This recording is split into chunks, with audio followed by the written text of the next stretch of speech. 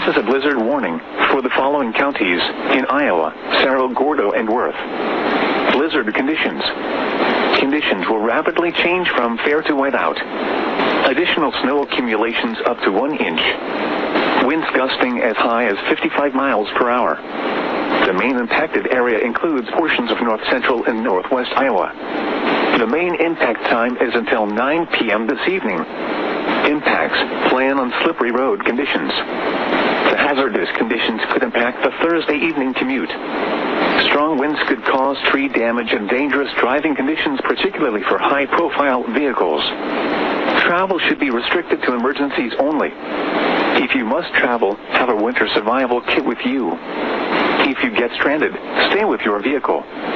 For the latest travel conditions, check the Iowa 511 app, www.511ia.org, or dial 511.